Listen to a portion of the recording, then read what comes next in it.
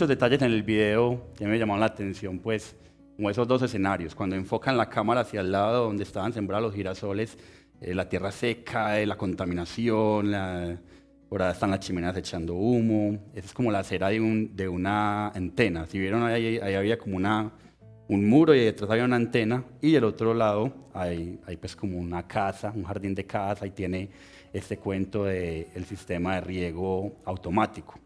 Entonces, hay muchos detalles allí que me llamó la atención y vamos a tener en mente este video porque la idea es que podamos llegar a unas conclusiones aprovechando este video.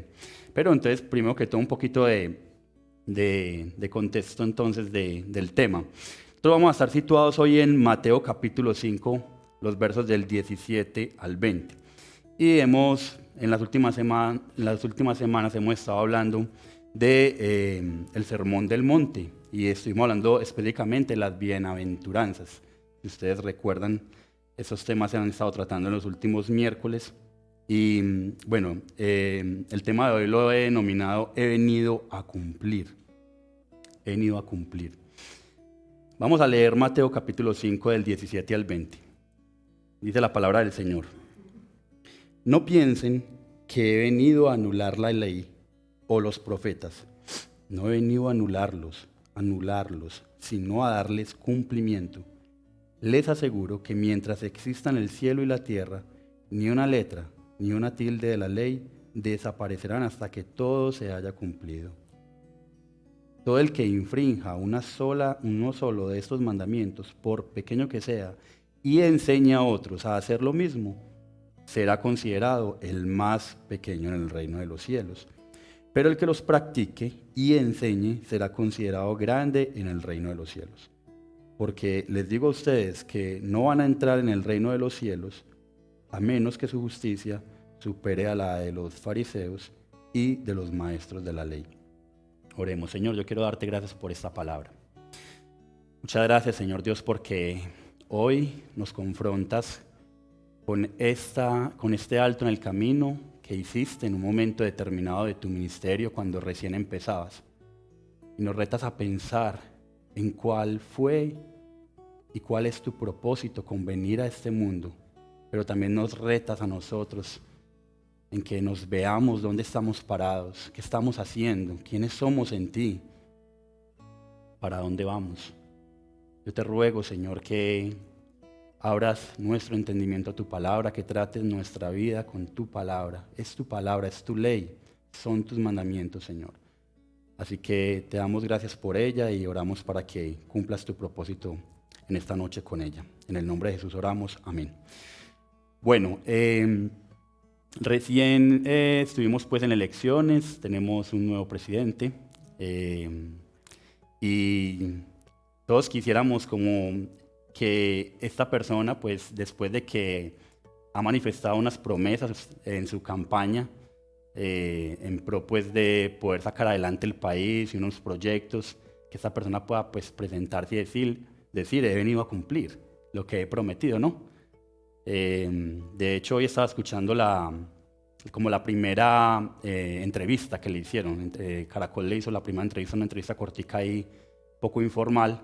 Y él decía pues que no, que se había tomado 2 días de descanso, que ya estaba como retomando un poquito con algunas personas para definir quién va a ser pues como su gabinete, que ya tuvo por ahí una conversa con Biden. Y bueno, estaba ahí como por encima contando un poquitico, pero que todavía no tenía pues como plan para presentar, pero que estaba en la construcción de ello. Y todos quisiéramos, sin lugar a duda, y oramos en el nombre del Señor de que pues muchas de sus ideas que son buenas, que creemos que pueden hacerle bien a este país y lo que el Señor igualmente también pueda hacer en la vida de él, que pueda sacar adelante pues este país y que él pueda decir, he cumplido al final de su jornada con lo que me he propuesto. Todos quisiéramos sacar adelante este país, ver adelante este país con un buen gobierno. Este verso que nosotros acabamos de leer, estos versos que acabamos de leer están situados en un momento en el que Jesús está desarrollando su ministerio, empezando a desarrollar su ministerio. El capítulo 4, desde el verso 13, nos muestra que él empieza a hacer ministerio, a predicar acerca del reino de los cielos. Y él empieza a ganar una fama. Él empieza a ganar un reconocimiento porque a él empiezan a traerle enfermos de muchas partes. Dice la palabra del Señor por ahí en el verso 23 del capítulo 4, Jesús recorría toda Galilea, enseñando en las sinagogas, anunciando las buenas nuevas, el reino, las buenas nuevas del reino, y sanando toda enfermedad y dolencia entre la gente. Dice el verso 24, su fama se extendió por toda Siria, y le llevaban todos los que padecían de diversas enfermedades, los que sufrían de dolores graves, los endemoniados, los epilépticos y los paralíticos, y los sanaban. Y dice el 25, los seguían grandes multitudes de Galilea, de Cápules, Jerusalén, Judea y de la región de otro lado del Jordán. Es decir, que él estaba empezando a ser conocido, él estaba empezando a ganar como fama y las personas querían saber quién era este hombre que estaba hablando acerca del reino de Dios y que estaba trayendo sanidad a enfermos, trayendo liberación. Y entonces allí en este contexto empiezan pues lo que son las bienaventuranzas que nosotros las estuvimos viendo, que se podría decir que estos versos pues del 1 al 9 están señalando algo acerca de lo que tenemos cuando somos llamados a estar en el reino de Dios. Ciertas características que tiene el creyente están allí enmarcadas en esos versos, como por ejemplo se habla acerca de la humildad, de ser compasivos, de trabajar por la paz, de dichosos los que lloran. Está hablando allí de unas características que tienen aquellos que están llamados a vivir una vida de reino y que están caminando hacia el reino de los cielos. En los versos del 10 al 12 que nos estuvo hablando el hermano Jairo hace poco acerca de eso, es la respuesta del mundo. Cómo el mundo reacciona frente a esas características que nosotros tenemos como hijos de Dios. ¿Y cuál va a ser la reacción obvia? Persecución, insultos. Nos van a constantemente pues a ver como extraños. Dice la palabra de Dios que a nosotros el mundo nos aborrece. El mundo nos aborrece.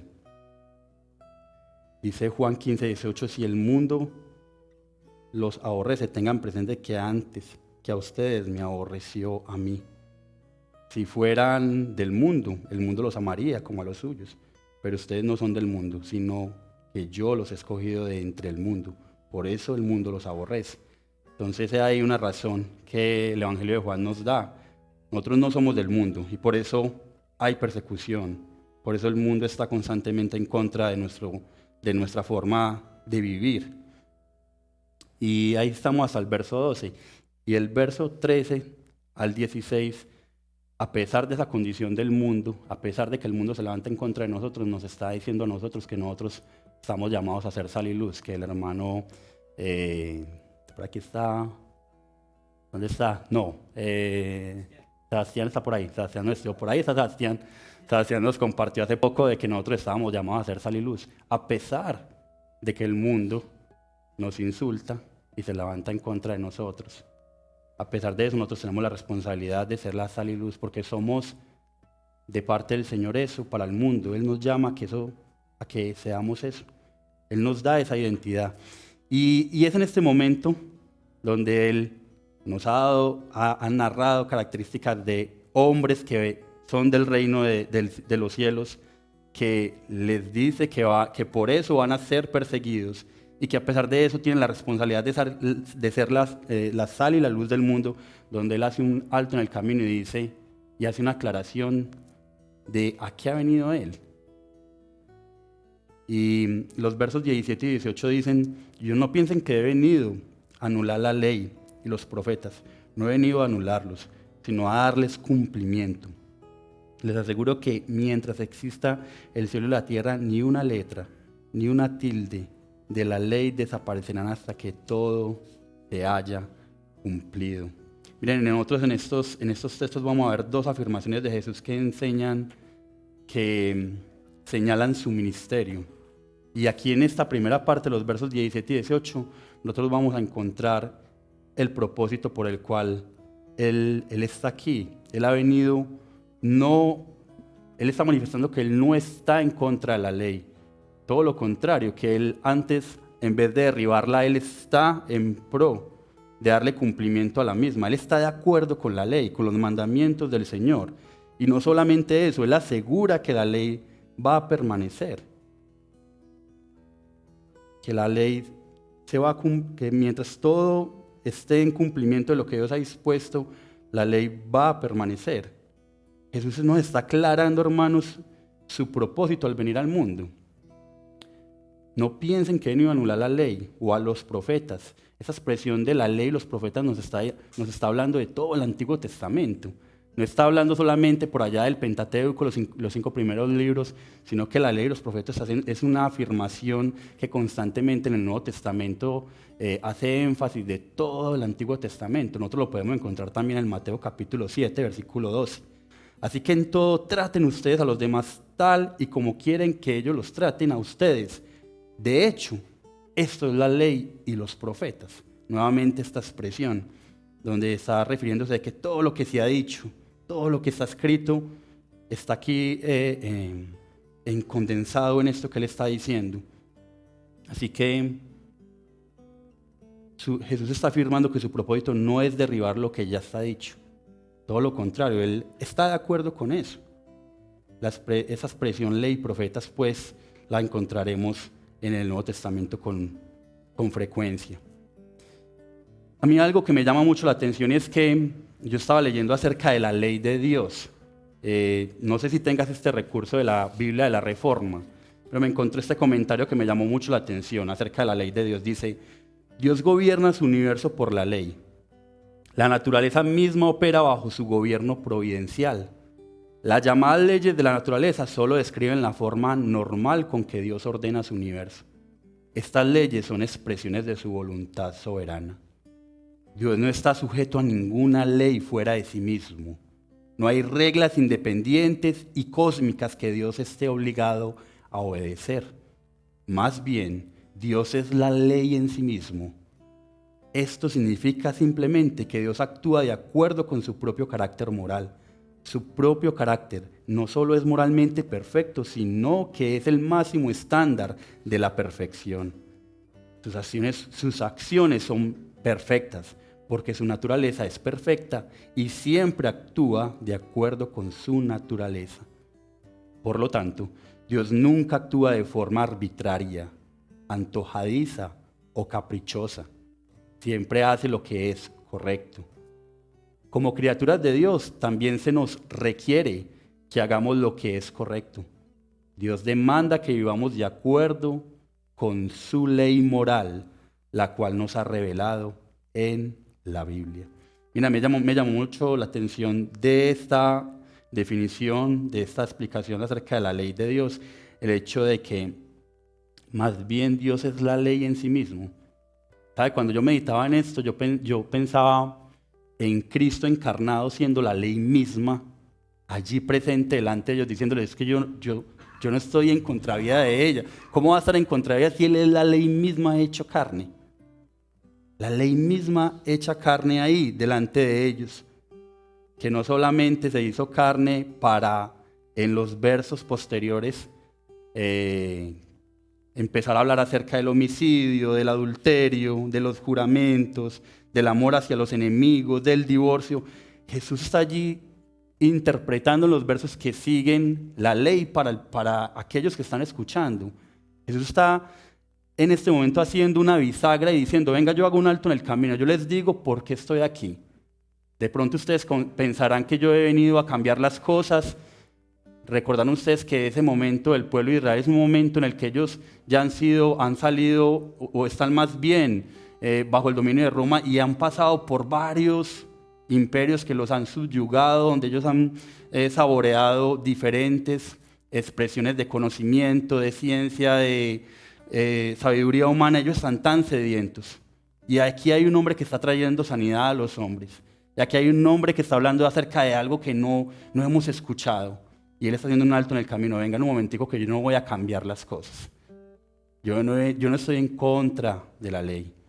Yo he venido antes a cumplirla y ella permanecerá. Y aquí pasamos a nuestro segundo punto, donde hay una pregunta que de alguna manera retumba en mi cabeza y es: ¿entras o no? Y eso lo encontramos en el verso 20, cuando él dice: porque les digo a ustedes que no van a entrar en el reino de los cielos a menos que su justicia supere a la de los fariseos y de los maestros de la ley. ¿Entras o no? ¿Entras o no? ¿Cómo es la justicia de ellos? ¿Cómo es esa justicia de la que está hablando ese texto que nos está retando a que nuestra justicia debería ser superior a la de ellos? Mateo capítulo 23, los versos del 23 al 28 dice: ay de ustedes, maestros de la ley y fariseos hipócritas, dan la 10ª parte de sus especias, la menta, el anís y el comino, pero han descuidado los asuntos más importantes de la ley, tales como la justicia, la misericordia y la fidelidad. Debían haber practicado esto sin descuidar aquello. Guías ciegos cuelan el mosquito, pero se tragan el camello. Hermanos, el verso 25 dice: ay de ustedes, maestros de la ley y fariseos, hipócritas, limpian el exterior del vaso y del plato, pero por dentro están llenos de robo y desenfreno. Fariseo ciego, limpia primero por dentro el vaso y el plato, y así quedará limpio también por fuera. Ay de ustedes, maestros de la ley, verso 27, y fariseos hipócritas, que son como sepulcros blanqueados, por fuera lucen hermosos, pero por dentro están llenos de huesos de muertos y de podredumbre. Así también ustedes por fuera dan la impresión de ser justos, pero por dentro están llenos de hipocresía y de maldad. Miren, Jesucristo allí está siendo muy fuerte con esta justicia falsa donde el fariseo, el maestro, está torciendo el mandamiento, está corrompiendo el principio del mandamiento, acomodando a su conveniencia las cosas. Y eso es lo que él está aquí enfrentando. Miren, él está diciéndolo en los versos 17 y 18, yo estoy de acuerdo con la ley, yo he venido a cumplirla, pero saben que yo no estoy de acuerdo con el que coge el mandamiento y lo tuerce a su antojo y lo acomoda de manera que él mismo se auto justifique por lo que está haciendo, de manera que él mismo cumpla lo que le conviene y lo que no saca como dice la curva. Esto es lo que el Señor está diciendo básicamente en este alto, en el camino en el que está haciendo.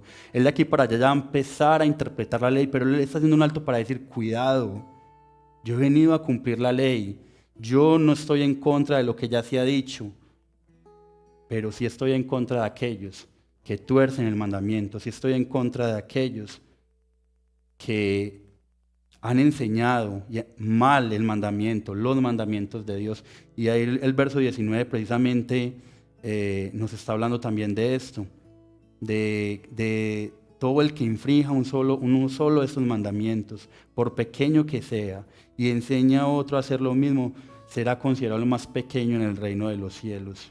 Pero el que los practique y enseñe será considerado grande en el reino de los cielos. Miren, este asunto de cómo nosotros nos acercamos al Señor, este asunto de cómo nosotros vemos el Evangelio de la Gracia, cómo nosotros vemos a Jesucristo es importante, cómo nosotros contemplamos su ley, cómo contemplamos sus mandamientos es importante, porque fácilmente nosotros podemos perder ese llamado de ser sal y luz, del que él está hablando anteriormente. Fácilmente nosotros podemos, por esta condición pecaminosa, torcer el mandamiento. Así que Jesús vino, a manera de conclusión, Jesús vino a cumplir la ley, no a anularla. Y me enseña que soy parte del reino de Dios cuando los practico y enseño. Jesús está en completo acuerdo con la ley y no está de acuerdo con los fariseos y maestros de la ley que tuercen el mandamiento a su conveniencia. Miren, todo ser humano tiene una cosmovisión. Todo ser humano, de alguna manera, él tiene una forma de ver el mundo y de verse a sí mismo. Para eso no se requiere estudio. Se hace una explicación de sí mismo, así no esté en un lugar apartado, sería una explicación de por qué sale el sol y cómo funcionan las cosas. Todo el mundo tiene una cosmovisión y cada cosmovisión de alguna manera busca resolver las preguntas más importantes de la vida. ¿Quién soy? ¿Para qué estoy aquí? ¿Para dónde voy? Son algunas de esas preguntas. Jesús en el Evangelio de Mateo está siendo presentado como el Mesías prometido, ilegítimo rey de Israel, y con él llega al reino de los cielos. Jesús cuidadosamente nos recuerda quiénes somos, para qué existimos y hacia dónde vamos. Efesios capítulo 2, versículo 10 dice que nosotros somos criaturas de Él, somos creación de Él. Nosotros estamos diseñados para buenas obras. La pregunta es, Jesús nos dice en Mateo capítulo 5, versículo 17, que Él ha venido a cumplir, y Él cumplió. Él cumplió, hermanos. Él entregó su vida, porque así estaba escrito que debía suceder. Él cumplió con la ley, cumplió con su propia vida. No solamente le bastó ser la ley hecha carne, sino que con su vida misma y su muerte cumplió lo que estaba ya escrito. Y Él nos llama a nosotros hoy a cumplir con ese llamado, esas buenas obras que Él ha diseñado para nosotros, de antemano. ¿Estás dispuesto a cumplir eso? ¿Estás dispuesto a rendir tu vida, aun si eres creyente hoy, y reconocer de que Él nos hizo y no nosotros a nosotros mismos? Volviendo a este asunto del video al principio, yo creo que nosotros deberíamos ser como esa planta que reconoce que frente a la muerte que hay alrededor, si ustedes recuerdan algunos de los detalles, frente a lo seco que estaba el terreno, y al reconocer que había una fuente de agua, la planta no simplemente salió, ella trató de llamar a sus vecinas para que salieran a la fuente. Ya era un poco tarde para ellas. Esta planta fue reanimada por un rocío que le cayó. Hay un detalle ahí en el video, hay un rocío que cae sobre la planta. Y por este rocío la planta puede levantarse, observar, mirar a su alrededor, ver la situación de muerte que hay y lanzarse desesperada hacia la salvación que era esa fuente de agua. Y yo creo que el Señor hoy nos recuerda que Él ha venido a cumplir, que Él cumplió, y que estas palabras, que su ley, sus mandamientos van a ser vigentes porque la palabra de Dios misma lo dice aquí en este texto. Entonces, corramos a nuestro Salvador. Yo no sé, ahorita hacía la pregunta Jairo, si había alguien nuevo aquí. No sé si lo haya, quizás no quisiste levantar la mano. Pero aún si hay o no hay, este llamado es para nosotros, de correr al Salvador, de correr a este Jesús que nos recuerda que la ley, que sus mandamientos siguen vigentes, y de que es importante que no descuidemos este asunto de nuestro corazón, de pretender torcer los mandamientos, de torcer su ley. Así que oremos.